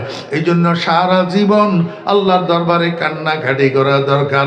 যেমনটা আমাদের আকাবেরিন বুজুর্গানে দিন ফুটিয়ার মুফতি সাহেব হুজুর রহমতুল্লাহ আলাইহি সারাটা জীবন আল্লাহর দরবারে কান্নাকাটি করছেন। अल्लाहु अकबर। जिस घड़ी निकले बदन से मेरी जान, जिस घड़ी निकले बदन से मेरी जान, কলমায়ে তাওহীদে হো বিরদে জবান। মেঘলের মুফতি সাহেব হুজুর মুফতি আজম সাহেব রহমতুল্লাহ আলাইহি আল্লাহর দরবারে কান্নাকাটি করেছেন। মৌতে বর ঈমান ও হাম সুন্নত কুনস, শাদ ও ফরহা দাখিলে জান্নাত কুনস। এখন তো আমরা ঘরে চোর ঢুকলে কান্দি, দোকানে আগুন লাগলে কান্দি, বাপ মারা গেলে কান্দি, মা মারা গেলে কান্দি, বউ মারা গেলে কান্দি, ছেলে মেয়ে মারা গেলে কান্দি, অসুস্থ হইলে কান্দি, দোস্ত বাবারা কোনো দিকে লস হইয়া গেলে টাকা পয়সা তখন কান্দি। কিন্তু সারাটা জীবন গেল, মরার সময় কালিমাটা পড়ি মরার জন্য এক ফোঁটা চোখের পানি হয়ে পর্যন্ত ফেলি না। এক ফোঁটা যদি বুঝতাম আমাদের কাছে যদি বুঝ থাকতো, তাহলে দিবানিশি আল্লাহর দরবারে কান্তাম। জিস গড়ি নিকলে বদন সে মেরি জান, কলমায়ে তাওহীদে হো বিরদে জবান। এ আল্লাহ, যেই মুহূর্তে আমার শরীরের থেকে রুহটা বাইর হবে, আমি তো বেহুশ হইয়া যাব, আজরাইলের চেহারা দেখি চোখ উল্টিয়া যাবে। মাওলাই করিম, তুমি দয়া করি মেহরবানি করি ওই সময়ের মধ্যে আমার মুখ থেকে একটু বাহির করে দিও লা ইলাহা ইল্লাল্লাহু মুহাম্মাদুর রাসূলুল্লাহ। আমি দুনিয়ার থেকে যাওয়ার সময় আমার মুখের শেষ কথাটা যেন লা ইলাহা ইল্লাল্লাহ হয়, আমি যেন বিনা হিসাবে জান্নাতে চলে যেতে পারি। আল্লাহু আকবার। কি বুঝাইতেছিলাম দোস্ত? আমাদের শরীরের মধ্যে তিনটা অঙ্গ আছে। এই তিনটা অঙ্গকে যদি সংশোধন করা যায়, একটা মানুষ পরিপূর্ণ সংশোধন হয়ে যায়। তার মধ্যে একটা অঙ্গ হইল জিহ্বা। এটারে সংশোধন করতে হবে কিভাবে? বেদরকারি কথা ছাড়তে হবে, মিথ্যা কথা ছাড়তে হবে, গীবত শেখায় ছাড়তে হবে, চগলখুরি ছাড়তে হবে, মিথ্যা বদনামি, মিথ্যা সাক্ষী দেওয়া ছাড়তে হবে। আমার ভাইরা, মানুষের প্রকাশ্যে এবং গোপনে মনে কষ্ট দিয়া কথা বলা যাবে না। ওয়াইলুল লিকুল্লি হুমাজাতিল লুমাজা। প্রকাশ্যেও মানুষের মনে কষ্ট যায় এমন কথা বলা যাবে না, গোপনেও এমন কথা বলা যাবে না। যেই কথাটা শুনলে উনি মনে কষ্ট পাবে এমন কথা বলা যাবে না, এমন কথা বলা যাবে না। আমার ভাইয়েরা, আরেকটা অঙ্গ কি জানেননি? আরেকটা অঙ্গ হইল কলব। উর্দু ফার্সিতে বলে দিল, ইংরেজিতে বলে হার্ট, বাংলায় বলে অন্তর বা হৃদয়, আরবিতে বলে কলব। এটা মানব দেহের রাজধানী, হেডকোয়ার্টার অফ হিউম্যান বডি। এটা যদি ঠিক থাকে গোটা শরীর ঠিক, এইটা ব্যাঠিক হইলে গোটা শরীর ব্যাঠিক। আমার ভাইরা, মুসলমানের পোলা কতগুলা রাত্রের 3টা পর্যন্ত শুইয়া শুইয়া ফ্রি ফায়ার খেলি মজা পায়, কিন্তু ফরিদুদ্দিন আল মোবারকের ওয়াজ শুনি মজা পায় না। হ্যাঁ, আপনাদের এখান দিয়ে নাই ফ্রি ফায়ার? ফ্রি ফায়ার আসেনি? আল্লাহ মাফ করুক, নাউজুবিল্লাহ মিন জালিক, নাউজুবিল্লাহ, নাউজুবিল্লাহ। ফ্রি ফায়ারের নেশা মদের নেশার থেকে খারাপ। ফ্রি ফায়ারের নেশা জুয়ার নেশার থেকে খারাপ। ফ্রি ফায়ার ইয়াবার নেশার থেকে খারাপ।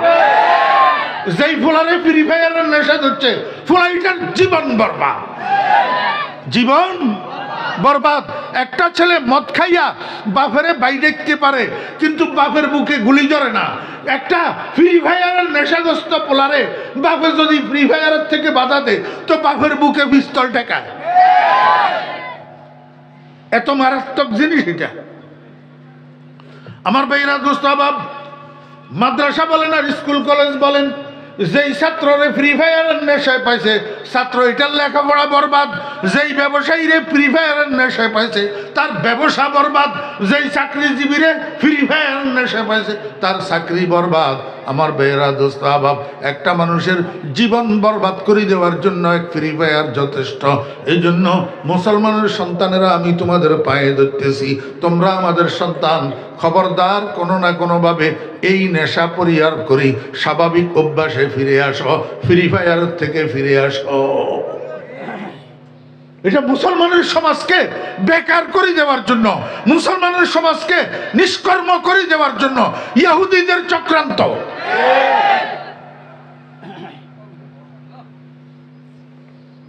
আল্লাহু আকবার।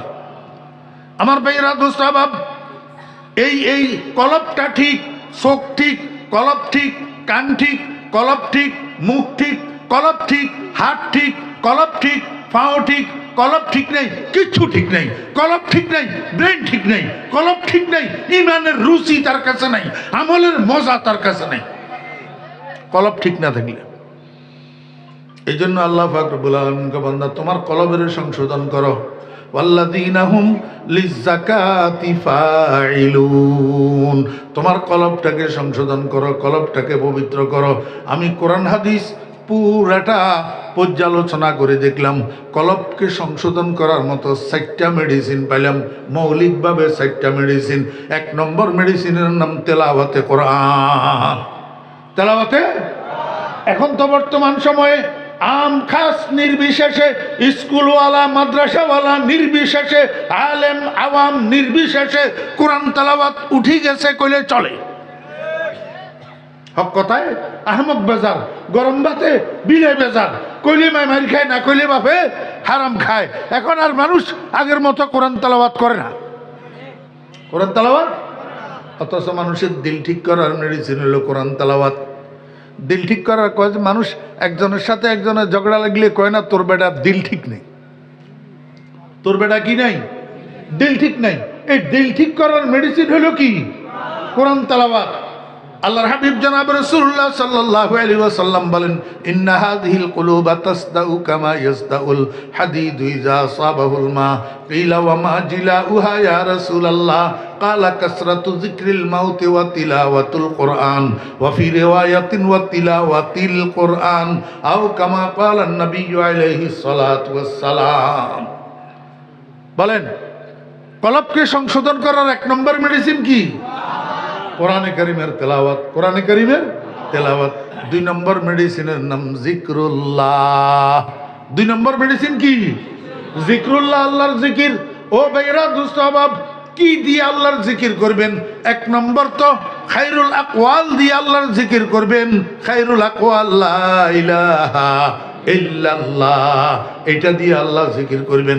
উঠকে বৈঠকে, চলতে ফিরতে, হাঁটায় চলায়, দোকানের ক্যাশে, জমিনের লাইলে, অফিসের চেয়ারে, যেখানে থাকবেন মুখটা অবসর আছে লা ইলাহা ইল্লাল্লাহ, লা ইলাহা ইল্লাল্লাহ, লা ইলাহা ইল্লাল্লাহ মুহাম্মাদুর রাসূলুল্লাহ।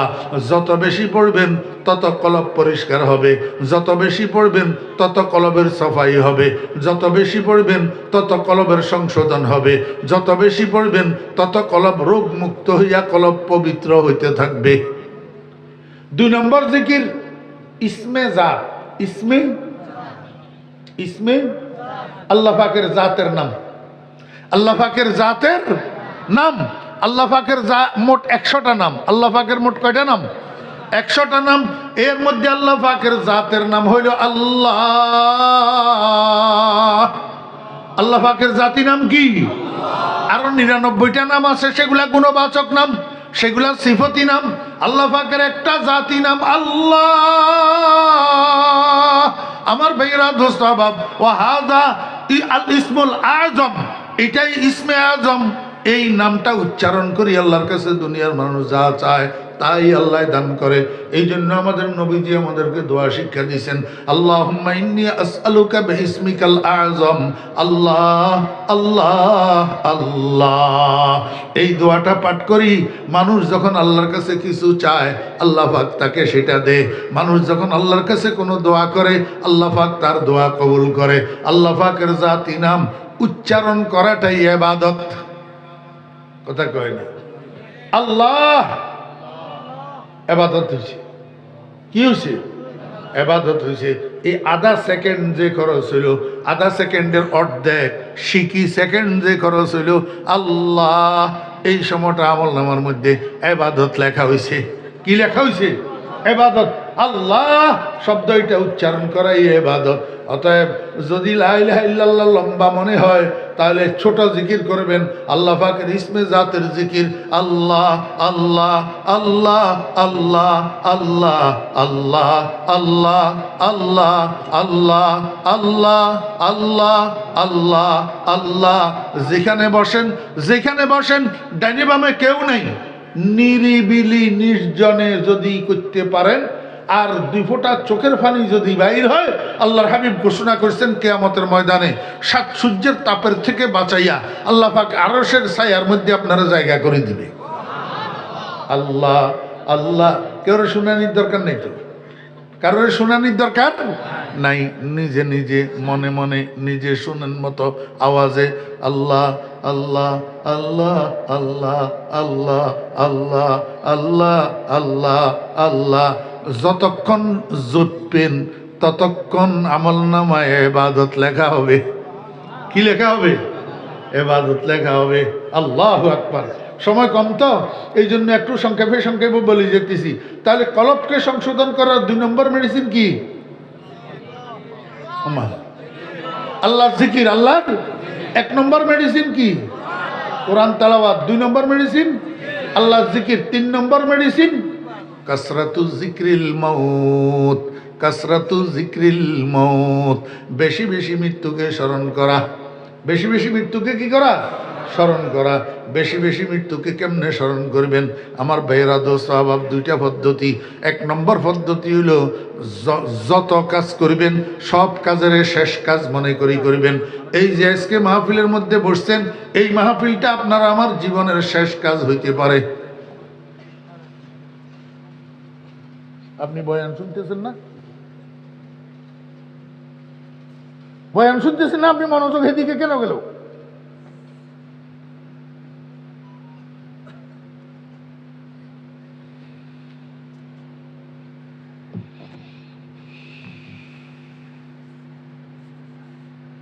আস্তাগফিরুল্লাহ, লা হাওলা ওয়ালা কুওয়াতা ইল্লা বিল্লাহিল আলিয়্যিল আযীম।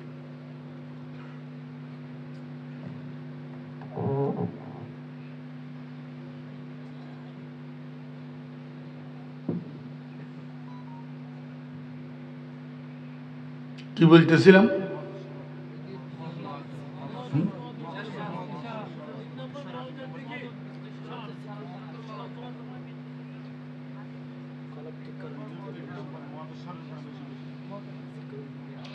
যে কোনো কাজ করবেন শেষ কাজ মনে করি করবেন। আজকের এই মাহফিলটা আমাদের জন্য জীবনের শেষ কাজ হইতে পারে না? আমার ভাইয়েরা, দোস্ত আহবাব, এই যে মাহফিলে আসার জন্য ঘর থেকে বাইর হইছেন, বাইর হয়ে এখানে এসছেন, তো এটা জীবনের শেষ বাইর হওয়া হইতে পারে। হয়তোবা আপনি সেই ঘরে আর ঢুকতে পারবেন না। একবার যে ঘরে ঢুকলেন এটা শেষ ঢুকা হইতে পারে। হয়তোবা এই ঘর থেকে আপনি জিন্দার বাইর হইতে পারবেন না, আপনার লাশ বাইর হবে। একবেলা খাইতেছেন, এটা জীবনের শেষ খানা। একবেলা নামাজ পড়তেছেন, এটা জীবনের শেষ নামাজ। এরকম প্রত্যেকটা কাজকে শেষ কাজ মনে করি করি যদি করেন, তাহলে আপনি মৃত্যুকে আর ভুলবেন না। যেই মানুষ মৃত্যুকে ভুলে না, সেই মানুষ আল্লাহর নাফরমানি করতে পারে না। কথা বুঝাইতে পারছি? আর একটা পদ্ধতি মৃত্যুকে বেশি বেশি করে স্মরণ করার আর একটা পদ্ধতি, রাত্রে যে ঘুমানোর জন্য যাবেন, ঘুমের বিছানায় শুইবেন, রুমের লাইট অফ করলেন, দরজা বন্ধ করলেন, বালিশের উপরে মাথা রাখলেন। শোয়ার সাথে সাথে তো আর ঘুম আসে না, কিছুক্ষণ একটু দেরি হয়। এই সময়ের মধ্যে হাত পাগুলাকে সোজা করেন, চক্ষু বন্ধ করেন, মনেরে বলেন, ও মন, মনে কর এটা তোর রুম না, এটা তোর কবর। এটা তোর কবর। আজকের রাত্রে ঘুমের ভিতরে যদি তোর মৌত আসি যায়, আগামীকাল সকালে তোরে যখন কবরে রাখি আসা হবে, তখন তুই আল্লাহর সামনে মুখ দেখাইতে হবে। ও মন, এতগুলা গুনাহ লইয়া আল্লাহর সামনে কেমনে মুখ দেখাইবি? মুখ দাকো হ্যায় দেখা না একদিন, কবর মে হোগা ঠিকানা একদিন, রূহে রগ রগ সে নিকালি जाएगी, तुझ पे एक दिन খাকে ডালি যায়গি। এইভাবে মনকে বুঝান, দেখবেন মন গলিয়া চোখের পানি টপ টপ টপ টপ করে পড়তে থাকবে। আমার বেইরা দোস্ত আহবাব, এটাকে মোরাকাবায়ে মৌত বলে। মোরাকাবায়ে মৌত, প্রতিদিন রাত্রে ঘুমানোর সময় মোরাকাবায়ে মৌত করবেন। মৌতকে স্মরণ করি তারপরে ঘুমাইবেন। দেখবেন সারাদিন আপনার মাথার উপরে মৌত সাওয়ার হইয়া থাকবে। 1 মিনিটের জন্য মৌতকে আপনি ভুলতে পারবেন না। আল্লাহর হাবিব জনাব রাসূলুল্লাহ সাল্লাল্লাহু আলাইহি ওয়াসাল্লাম বলেন, আকসিরু যিকরা হাযিমিল লাযযাতিল মাউত। ও আমার উম্মতেরা, মৃত্যু এমন জিনিস যেটাই দুনিয়ার সমস্ত সুস্বাদু বস্তুকে নিঃস্বাদে পরিণত করি দে, স্বাদেরে কাটিয়া অসাদে পরিণত করে দে। এই মৃত্যুটাকে বেশি বেশি করে স্মরণ করো। 3 নম্বর মেডিসিন। 4 নম্বর মেডিসিন জিয়ারাতুল কুবুর। 4 নম্বর মেডিসিন কি? জিয়ারাতুল কুবুর। ও মুরব্বিয়ানে কেরাম, দোস্ত আহবাবেরা, আমার ভাইয়েরা, আপনারা যারা বুড়া হয়ে গেছেন, মুরব্বী হয়ে গেছেন, এখন তো আপনারা মনে করেন আপনাদের আর মা বাপের কবর জিয়ারত করার দরকার নেই। আমি বুড়া মানুষ, আমি তো 2 দিন পরে কবরে চলে যাবো, আর মা বাপের কবর কি জিয়ারত করবো? এটা আপনাদের ভুল ধারণা। ছেলেরা যারা পাশে আছে, বাড়িতে ঘরে আছে, যেটা দুবাই চলে গেছে, সৌদি আরব চলে গেছে, সেটারও তো আপনি পাবেন না। যেই ছেলেরা বাড়িতে ঘরে আছে তাদেরকে শুক্রবার দিন, জুমার দিন ডাকবেন, বাবারা এদিকে আয়। ছেলেদেরকে ডাকি, ছেলেদেরকে সাথে লইয়া বলবেন, চলো তোমার দাদা দাদুর কবর জিয়ারত করে আসি। ছেলেদেরকে সাথে লইয়া আপনার আব্বা আম্মার কবর জিয়ারত করতে যাবেন। এইটা ছেলেদের জন্য শিক্ষা। এখন যদি আপনি এই শিক্ষা ছেলেদেরকে দিয়া যান, কয়দিন পরে আপনি মারা গেলে আপনার কবরস্থানেও ছেলেরা জিয়ারত করার জন্য যাবে।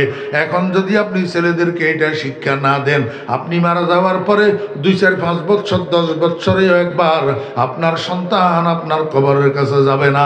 এই জন্য অন্তত কমপক্ষে শুক্রবার, জুমার দিন মা বাপের কবর জিয়ারতে যাবেন। মুরব্বিয়ানে কেরাম, যুবকেরা, জুমার দিন মা বাপের কবর জিয়ারত করলে আল্লাহর হাবিব বলেন সেই সন্তানটাকে আল্লাহ পাকের দপ্তরে সেই সন্তানটাকে নেক সন্তান হিসাবে লিপিবদ্ধ করা হয়। কি হিসাবে? নেক সন্তান হিসাবে। আমার ভাইরা, শাহী দপ্তরের মধ্যে একবার যদি কোনো মানুষের নাম সৎ মানুষ হিসাবে লেখা হইয়া যায়, এই মানুষটা আর জাহান্নামে যাবে না, জাহান্নামে যাবে না। এই জন্য কবর জিয়ারত করিবেন। কবর জিয়ারত কেমনে করিবেন? প্রথমে কবরের পাশে যাই, কিচ্ছু পড়বেন না, কিছুক্ষণ কবরের দিকে এইভাবে তাকাই থাকবেন। তাকাই মনেরে বলবেন, ও মন, এই বিজ্ঞানের যুগে মাত্র তোর সামনে 2.5 হাত মাটির নিচে তোর আব্বা আম্মা শুয়া রয়েছে, তুই তো কোনো খবর নিতে পারতেছিস না, সুখে আছে না দুঃখে আছে। ও মন, আজকে যদি তুই মরে যাস, আগামীকাল তুইও এরকম 2.5 হাত মাটির নিচে, 3.5 হাত মাটির নিচে শুয়ে যাবি। তোর সন্তানেরাও তোর খবর নিতে পারবে না। ও মন, কবরের জন্য কি সম্বল জোগাড় করলি, কি নিয়ে যাবি? মানুষ ঢাকা চট্টগ্রাম যাইতে পর্যাপ্ত টাকা পয়সা হিসাব করি সাথে লয়, গাড়ির ভাড়া কত, থাকা কত, খাওয়া কত, মাল সামানার খরিদ কত, হিসাব করি টাকা পয়সা পকেটে লয়। টাকা হিসাব করি পকেটে না লইলে জায়গায় জায়গায় বেইজ্জত হওয়া লাগে, অপদস্থ হওয়া লাগে। ওমন, কবরের জন্য তুই কি সম্বল জোগাড় করছ? না হলে তো কবরে তোকে বেইজ্জত হইতে হবে, অপদস্থ হইতে হবে। এই কথা বলি বলি মনেরে বুঝান, আর কবরের দিকে তাকাই থাকেন। দেখবেন অল্প কিছুক্ষণের মধ্যে আপনার দিলটা গলিয়া চোখের পানি বুরবুর করে পড়তে থাকবে। এইবার জিয়ারতের দোয়া পড়েন, আসসালামু আলাইকুম ইয়া আহলাল কুবুর, ইয়াগফিরুল্লাহু লানা ওয়া লাকুম ওয়া আনতুম সালাফুনা ওয়া নাহনু বিল আসর। এইবার আউযু বিল্লাহ বিসমিল্লাহ পড়ি একবার, সূরা ফাতিহা পড়েন 3 বার, সূরা ইখলাস পড়েন 11 বার, দরুদ শরীফ পড়েন। এইবার মনে মনে কোন রব্বুল আলামিন, আমি যে তোমার কোরআন তেলাওয়াত করলাম, তোমার হাবিবের উপরে দরুদ পাঠ করলাম, এগুলার সওয়াব আমার আব্বা আম্মার রুহের উপরে পৌঁছাইয়া দাও। আমার বেহরা দোস্ত আবাব, কোনো সন্তান যদি মা বাপের কবরস্থানে যাইয়া অথবা দূরের থেকে 3 বার সূরা ইখলাস পড়ি মা বাবার রুহের উপরে সওয়াব পৌঁছায়, অন্তত কমপক্ষে এই 3 বার সূরা ইখলাসের সওয়াবের বদৌলত 40 দিন কবরের আযাব মাফ হইয়া যায়। কদিন? 40 দিন। হতভাগা সন্তানেরা কামের কাম করতে জানে না, কাম করতে জানে, মা বাপের কোনো উপকার করতে পারলি না। 3 বার প্রতিদিন সূরা ইখলাস পড়ি মা বাপের রুহের উপরে সওয়াব পৌঁছাবি। হতভাগা সন্তানেরা 5 ওয়াক্ত নামাজ পড়ি আল্লাহর দরবারে হাত উঠাইয়া বলবি, রব্বির হামহুমা কামা রব্বায়ানি সাগীরা। নাহলে তোর মতো সন্তানের কেন লালন পালন করলো? ছোট্ট থাকতে গলা টিপি মারি ফেললেই তো ভালো ছিল। তুই তো সুসন্তান না কুসন্তান। আমার বেইরাত মুস্তাহাব 2টা অঙ্গ সংশোধনের আলোচনা হইল, আর একটা অঙ্গ রইল আল্লাহ পাক রব্বুল আলামিন বলেন ওয়াল্লাযীনা হুম লিফুরুজিহিম হাফিজুন ইল্লা আলা আজওয়াজিহিম আও মা মালাকাত আইমানুহুম ফাইন্নাহুম গায়রু মালুমিন ফামান ইবতাগা ওয়ারাআ যালিকা ফাউলাইকা হুমুল আদুন। আল্লাহ বলেন বান্দা আর একটা অঙ্গ আছে, গুরুত্বপূর্ণ অঙ্গ তোমার শরীরের মধ্যে। এই অঙ্গটা হলো তোমার যৌনাঙ্গ, তোমার লজ্জাস্থান। আল্লাহ পাক বলেন এইটাকে হেফাজত করিবা। কেমনে হেফাজত করিবা? এইটাকে তোমার যৌনাঙ্গটাকে নারী হও আর পুরুষ হও অনুমোদিত ক্ষেত্রে ব্যবহার করিবা। যেখানে ব্যবহার করার জন্য অনুমোদন আছে সেখানে ব্যবহার করিবা। খবরদার নিষিদ্ধ জায়গায় যৌনাঙ্গ ব্যবহার করিবা না। তুমি নারী হও আর পুরুষ হও, তোমার যৌনাঙ্গটাকে তুমি সংশোধন করিবা নিষিদ্ধ জায়গায় ব্যবহার না করার মাধ্যমে, অনুমোদিত ক্ষেত্রে ব্যবহারের মাধ্যমে। যদি এইটা তোমার সংশোধন হইয়া যায় তাহলে তিনটা অঙ্গ তোমার সংশোধন হইয়া গেল। বান্দা এখন জান্নাতুল ফেরদাউসের পরিপূর্ণ উপযুক্ত তুমি হইয়া গেলা। এইবার আরেকটা গুণ তোমাকে অর্জন করতে হবে। ওয়াল্লাযীনা হুম লিআমানাতিহিম ওয়া আহাদিহিম রাউন। আমার ভাইয়েরা, 3 নম্বর গুণ আদায়ে হুকুকুল ইবাদ। দুনিয়ার মানুষ যাদের সাথে আপনি চলছেন, ফিরছেন, খাইছেন, ব্যবসা বাণিজ্য করছেন, রাজনীতি করছেন, সমাজনীতি করছেন, যেই মানুষগুলো আপনার লাইফ লিডিংয়ের সাথে সম্পৃক্ত ছিল, এই মানুষগুলোর মধ্য থেকে, পরিবারের থেকে, বাড়ির মানুষ, সমাজের মানুষ, রাষ্ট্রের মানুষ, কেউ আপনার কাছে কোনো কিছু পাওনা আছে কিনা, কারো হক আপনার উপরে আছে কিনা। যদি থাকে এই পাওনা, এই হক মৃত্যুর আগে আপনাকে পরিশোধ করিয়া মরতে হবে। নাহলে আপনি যত বড় কুতুবার, যত বড় হাজী সাহেব হবেন না কেন, জান্নাতুল ফেরদাউসের ওয়ারিস হইতে পারবেন না। আল্লাহ পাক রব্বুল আলামিনকে জিজ্ঞেস করলাম, মাওলাই করিম, তাহলে আমি হুকুকুল ইবাদ কিভাবে আদায় করে যেতে পারবো? আমি মরার সময় কেউ আমার কাছে কোনো কিছু পাওনাদার থাকবে না, কারো হক আমার উপরে থাকবে না, এটা কিভাবে সম্ভব? আল্লাহ পাক বলেন, তুমি 2টা জিনিসের রক্ষা করিবা, 2টা জিনিসের হেফাজত করিবা, 2টা জিনিসের সংরক্ষণ করিবা। একটার নাম আমানত আর একটার নাম ওয়াদা। কারো আমানতে খেয়ানত করতে পারিবা না, আর কারো সাথে দেওয়া ওয়াদা ভঙ্গ করতে পারিবা না। দেখবা মরণের সময় তোমার কাছে কেউ কিছু পাওনা থাকবে না, তোমার উপরে কারো হক থাকবে না, যদি আমানতের খেয়ানত না করো। আচ্ছা, আমার একটু বুঝে থাকলে বলেন তো, আব্বাই যে সম্পদ রেখে গেছে, সেই সম্পদ শুধু আমরা ভাইয়েরা ভাগ করে নিলাম, বোনেরে দিলাম না, এটা আমানতের খেয়ানত হইল কিনা? আমানতের খেয়ানত। যদি মানুষ আমানতদার হয় তাহলে বোনের হক মরণের সময় তার উপরে আর থাকে না, বোনের হক তার উপরে থাকে না। এইরকম ভাবে ওয়াদা যদি কেউ ভঙ্গ না করে, ওয়াদা যদি পূরণ করে, তাহলে তার উপরেও কেউ পাওনা থাকে না। আল্লাহ পাক মূলনীতি শিখাইয়া দিয়েছেন, 2টা জিনিসের হেফাজত করিবা, একটার নাম আমানত আর একটার নাম ওয়াদা। দেখবা তোমার কাছে আর হুকুকুল ইবাদ থাকবে না, হুকুকুল ইবাদ মরার আগে আগে আদায় হয়ে যাবে। আল্লাহ কয়, বান্দা এই 3টা গুণ যদি তুমি অর্জন করতে পারো তাহলে উলাইকা হুমুল ওয়ারিসুন। ওয়া আখিরু দাওয়ানা আনিল হামদুলিল্লাহি রাব্বিল আলামিন।